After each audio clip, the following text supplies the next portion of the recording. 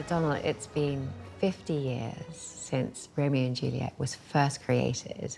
And was Romeo one of your most favourite roles? Absolutely. It was everything I wanted to be. Romantic and passionate and all these things. And powerful. Powerful, strong. I can remember somebody once said to Carlos Acosta, "Is smiling the most exhausting ballet for a male dancer?" He said, "No, Romeo is." Well, there you go, wow. You see, the first act of Romeo, you never stop. If you're not dancing, you're fighting, or you're having a quick change, or you're doing a pas de trois, and then you finish up doing the balcony pas de deux, and before you go into that, you do a solo, which is... I know. And this woman comes flying at you when you're out of breath.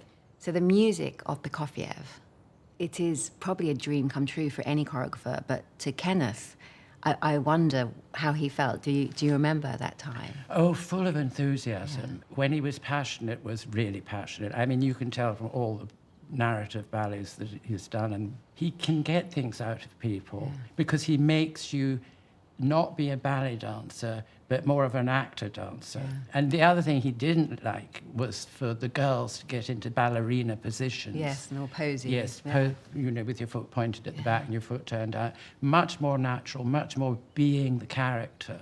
Donald, your memory of the first night of Romeo and Juliet in 1965, it was actually Margot Fonteyn and Rudolf Nureyev. So it was extraordinary success, wasn't it? Huge. I mean... And that's really unusual with a brand new ballet. Absolutely, yeah. Because the critics are usually, able to pick at something. But it was just outstanding. And, and the ovation went for... 20 minutes or something like that. And then it was like that for nearly every other couple that performed it, wasn't it? Well, there were only 3 couples to begin with. Mm-hmm. Margot, Fonteyn, Rudolf Nureyev, Christopher Gable and Lynn Seymour, and myself and Merle Park. We were the original 3. What one thing sticks out the most when you first started to learn it? The first time I saw the bedroom part of it, I went, I thought it was incredible. This is going to be something I thought it was incredible. And it was also different. Yeah. I mean, I know it's based on classical steps, but there's a lot of invention. Well, the fights, I suppose, is probably the thing for the male dancer that was different from any other ballet you'd ever done. Yeah. So you had a professional come in and teach you how to fight with those amazing swords. Yeah. I mean, health and safety would have gone... Oh, I know. But actually, one time I was doing the Tybalt fight, and I'm supposed to win. Yes.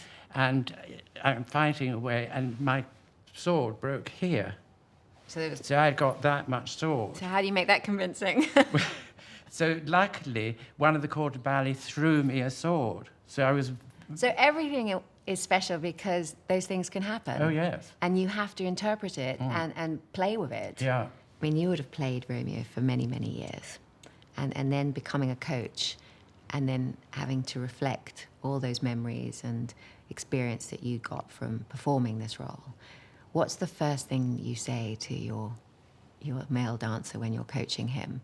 Well, I don't really say too much about what to expect because I don't want to frighten them. But they already know that it's going to be hard. I mean, I can tell you a story about one of the Romeos I coached who became quite a famous director later on. After the balcony solo, when he was rehearsing, he always stopped. Really? Yes. And I thought, well, look, your performance is my performance. If I can't get you through it, I failed. Yeah. So this one day I was determined that he was not going to stop. Okay. And I said to him before, you are not to stop, you're to go straight into the pas de deux. And so as he was doing sheni, sheni, sheni, I'm going, don't stop, don't stop, don't stop. And he didn't stop, rushed into it, did the pas de deux, went behind the piano and threw up. Oh my God. And that was only in a studio. What it was going to be like on stage. Yes. For when I first did it, and I remember having an injury, and I was panicking, and you were coaching me. Oh, right. The knowledge you gave me, Donald, it was so vivid in your mind. It's so wonderful. I mean, just from every step, every pause, every look, every glance, everything mattered. I mean, if you have a script in your head, it comes out through the body. Yes. But if you don't have the script, it becomes passionless and flat. Yes. I remember every rehearsal with you, the detail that you just said, even if there was, you know, just a still moment, how important those were. You see, the audience feel what you're feeling if you have moments of stillness. Yeah. If you're on the move all the time, they're thinking, well, you know, she's too het up. Yeah. You've got to use your eyes, be still, hear something, you know, any of that without... Have you ever played Mercutio? No, I only did Romeo. You only did Romeo. Would you have liked to have done Mercutio? No, because I would have wanted to do Romeo. It's the lead. It's the lead, funny, yeah. Yes. How silly of me. Yeah. Well, what a blessed career you've had. I have been blessed, actually. Oh, well, I've been blessed talking to you. Thank you so much.